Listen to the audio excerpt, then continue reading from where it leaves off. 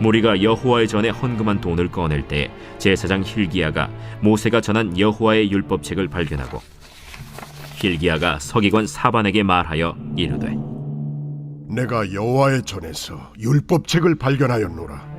하고 hil기야가 그 책을 사반에게 주매 사반이 책을 가지고 왕에게 나아가서 복명하여 이르되 왕께서 종들에게 명령하신 것을 종들이 다 준행하였나이다.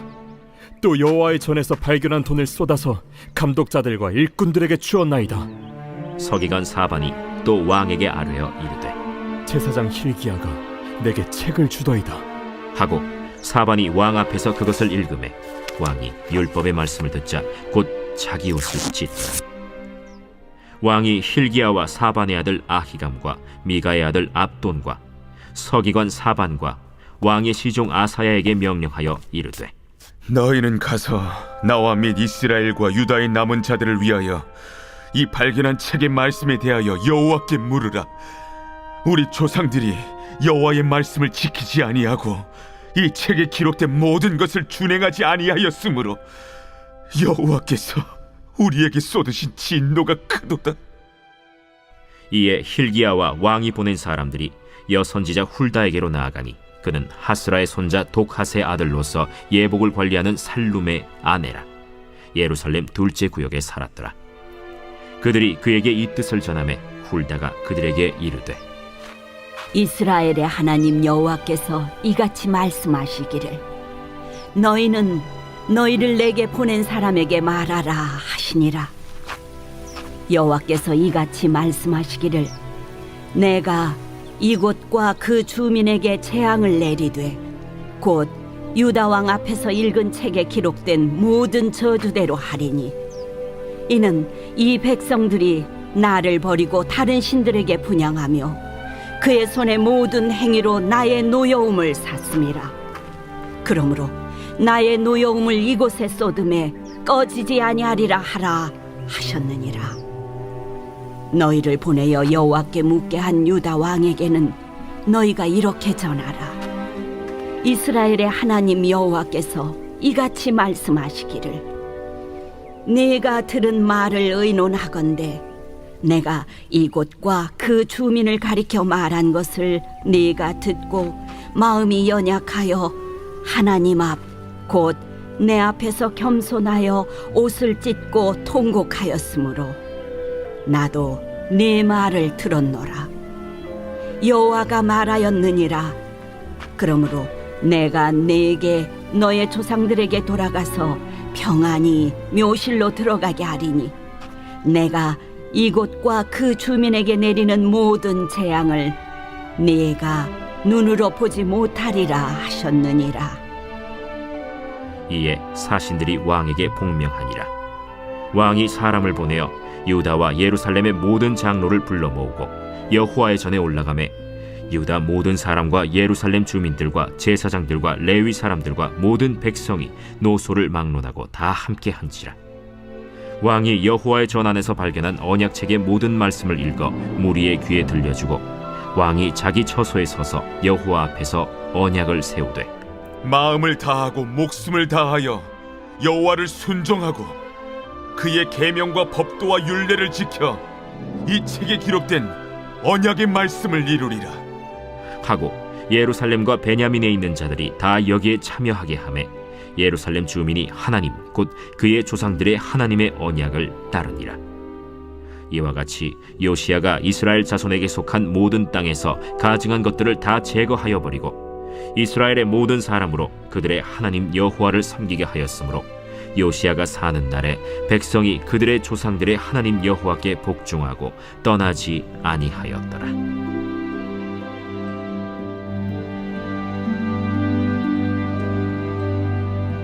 안녕하세요. 근수 가족 여러분, 매일 말씀의 김예찬입니다. 오늘 말씀은 어제 본문이었던 요시야의 나머지 이야기입니다. 여러분, 이 요시야는 너무나도 선한 왕이었죠. 그래서 어린 나이로부터 뜻을 정하여서 하나님을 섬겼습니다. 작은 일에 충성하였더니 주님께서 더 큰 영광으로 더 큰 일로 축복하셨습니다. 어제 본문에는 더 큰 일이었던 이 성전을 수리하는 일에 하나님께서 재정을 허락하셨습니다.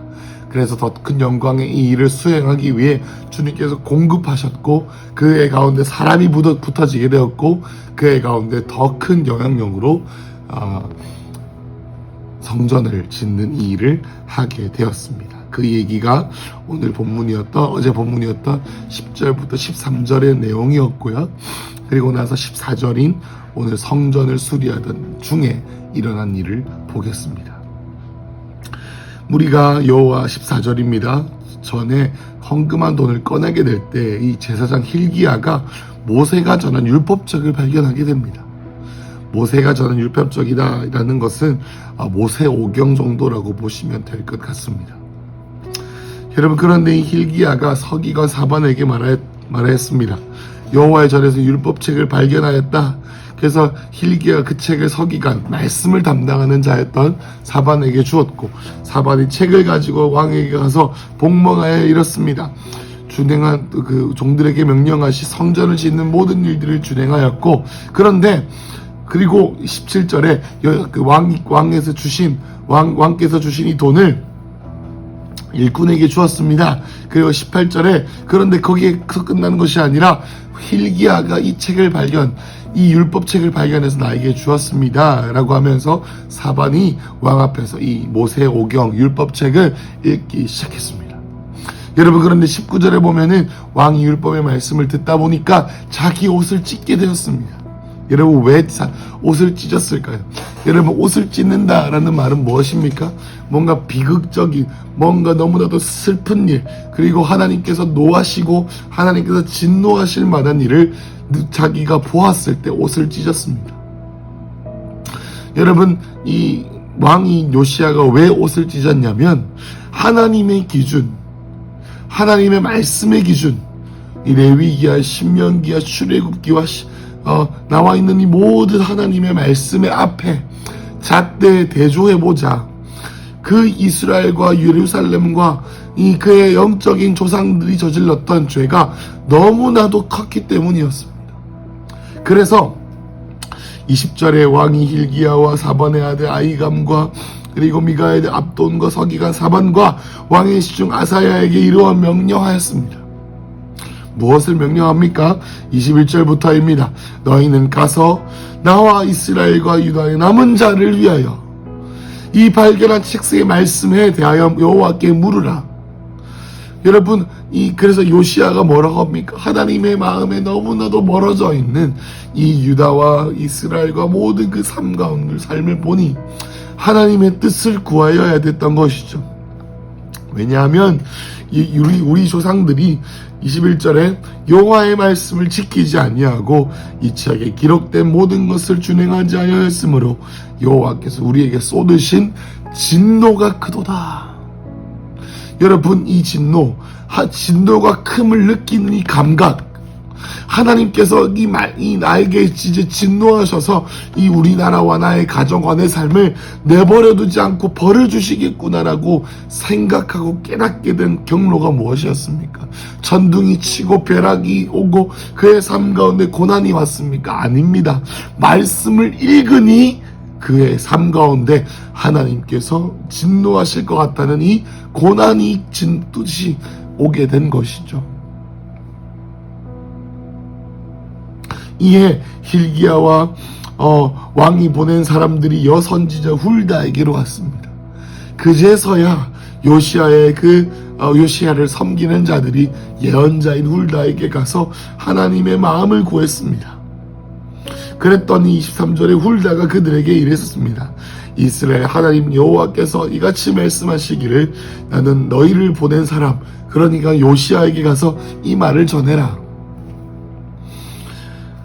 24절, 25절 이같이 말씀하시기를 내가 이곳과 주민에게 재앙을 내릴 거다. 유다 왕 앞에 읽은 책에 기록된 모든 저주대로 내가 저주할 것이다.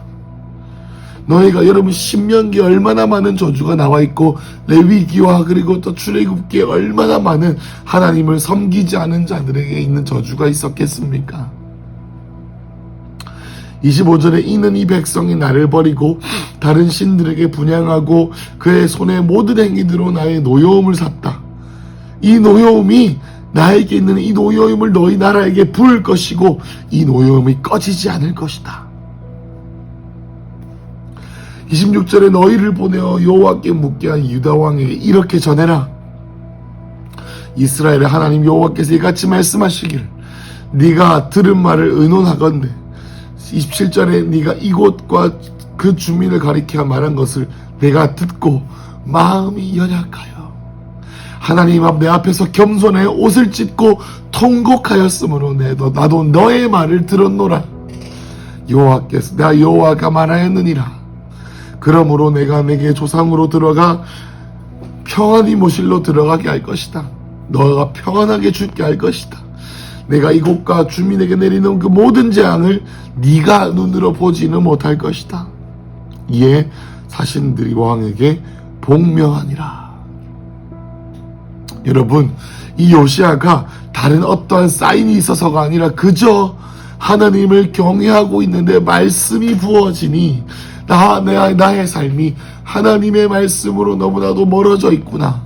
나의 가정과 나의 삶의 지경들이 하나님으로부터 너무 멀어져 있구나 라는 것을 듣고 옷을 찢고 주님을 경외하고 겸손한 마음으로 그의 삶의 주의 선지자들에게 하나님의 말씀을 전하는 자들에게 겸손하게 그 음성을 구하게 되었고, 그리고 그 음성을 구했더니 하나님께서 그의 마음 가운데 겸손하게 하나님을 찾았던 그 마음을 보시고 하나님이 마음이 연약해지셨습니다.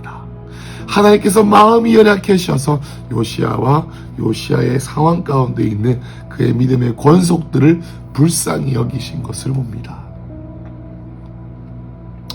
여러분, 거기서 끝난 것이 아닙니다.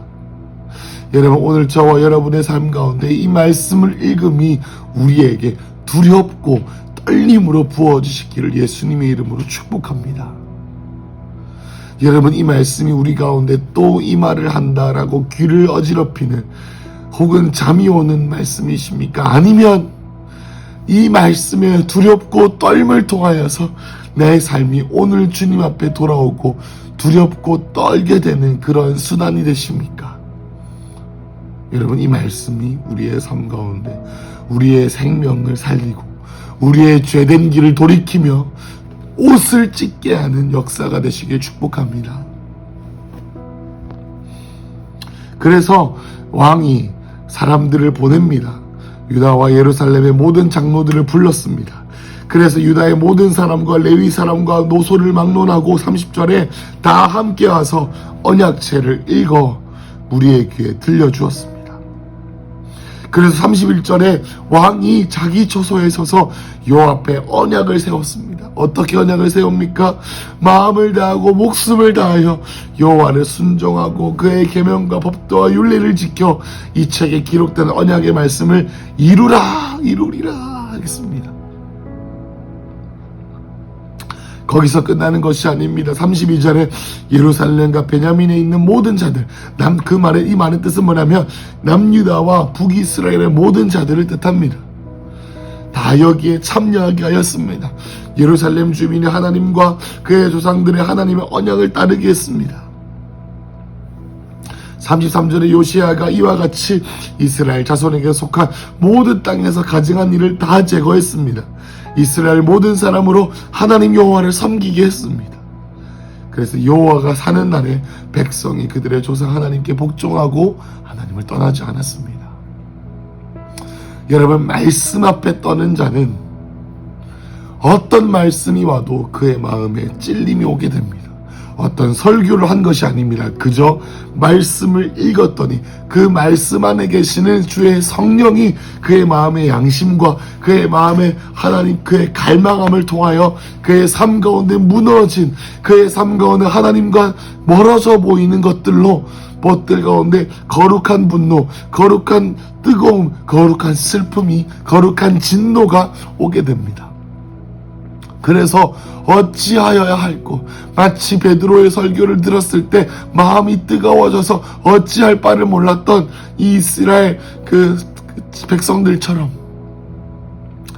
요시아가 그의 선지자들에게 하나님의 음성을 구하게 되고 그리고 또 선지자에게 하나님의 음성을 주기를 뭐라고 합니까? 네가 하나님께 겸손한 늑주의 얼굴을 구했더니 주님의 진노가 연기되어지는 역사가 일어나게 되죠. 그래서 거기서 끝나는 것이 아니었습니다. 무엇입니까? 그의 자녀들, 그의 백성들, 그의 권속들에게까지 하나님의 언약, 말씀, 하나님의 말씀을 지키는 삶이 전염되어지게 됩니다. 전달되어지게 됩니다. 말씀을 사랑하는 그 열정이 전달되어지게 됩니다. 그리고 언약하게 됩니다. 말씀대로 사는 자들에게는 하나님께서 말씀대로 갚으십니다. 말씀 앞에 두려워 떠는 자들에게는 주님께서는 말씀대로 행하십니다. 여러분, 역대하를 읽으면 읽을수록 우리 가운데 무엇을 깨닫습니까? 주님께서는 교만한 자를 대적하시고 주님께서는 주님을 구하는 자들에게 구원을 주시는 분이십니다. 그것을 깨달은 자들을, 그 말씀 앞에 떠는 자들에게는 그 말씀과 같은 일을 행하십니다. 그렇지만 이 말씀을 들어도 나의 마음이 내 마음의 분주함과 내 삶 가운데 이미 있는 바쁨과 삶의 무게와 그리고 고난과 환난 가운데 사로잡혀 사방에 우겨싸임을 당해서 말씀이 귀에 들어오지 않는 자들에게는 사단의 음성과 끊임없는 세상의 목소리들이 그들을 채우지만, 말씀 앞에 두려워 떠는 자들에게는 말씀대로 그의 삶이 반응할 수밖에 없고, 말씀대로 반응한 삶에는 하나님께서 말씀대로 갚으실 수밖에 없다라는 것이죠. 황충과 메뚜기와 깐부기들이 그의 삶을 갉아먹고, 그리고 또 전쟁에 패하고 삶이 무너져 있을 때 그의 성전을 향하여 두 손을 들고 하나님 앞에 기도하는 자들에게 어떻게 했습니까? 하늘에서 듣고 그의 백성의 죄를 사하고 그 땅을 고칠지라라고 주님께서 말씀하셨죠. 말씀대로 사는 자들에게 말씀대로 갚으시고, 그의 개인적인 삶뿐만 아니라 그의 권속들에게도 복을 받고 말씀대로 그 일이 이루어집니다. 여러분, 하나님의 말씀으로 돌아갑시다. 여러분, 이번 주에 우리 1111 기도 캠페인으로 출애굽기를 읽고 있습니다. 이 요시야가 읽었던 그 모세오경이죠. 여러분, 저번 주에 창세기 읽지 못하신 분이 계십니까? 다시 말씀 읽기를 시작하십시오. 출애굽기를 읽으십시오. 그 말씀을 읽음을 통하여서 우리 가운데 영이 오는 것입니다. 아무리 많은 사람이 좋은 말씀을 전한다고 해도 우리의 영이 목이 곧고 우리의 영이 힘이 없고 우리의 영이 고난으로 말미암아 내려가 있으면 어떤 말씀도 우리의 삶을 변화시킬 수 없습니다. 여러분, 시편 119편에 말씀을 사랑하는 자가 말씀 때문에 속이 상하고 말씀이 이루어지지 않음을 통해 갈망하고 말씀 때문에 기뻐하고 말씀 때문에 주님께 달려간다고 합니다. 말씀에 사로잡히십시다. 여러분, 시편 119편에 기자가 이런 고백을 하죠. 하나님, 내 마음을 넓혀주시면, 내 눈을 여시면 내가 말씀으로 달려가겠습니다 라고요. 여러분, 오늘 하루 하나님의 말씀 앞에 떠는, 하나님의 말씀 앞에 기뻐하는, 그래서 말씀을 읽는데 내가 말씀을 읽지만 말씀 안에 계신 성령께서 나의 마음을 읽으시사 나를 주장하시는, 그래서 하나님께 기뻐함으로 하나님을 경배하는, 말씀 앞에 떨고 말씀에 나의 옷을 찢게 만드는 이런 하루와 이러한 2021년이 이러한 1112 기도 캠페인 기간이 되시기를 축복합니다. 기도하겠습니다.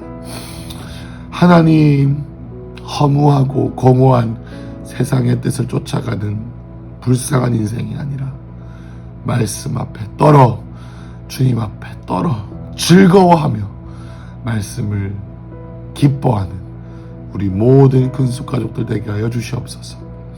예수님의 이름으로 기도했습니다. 아멘.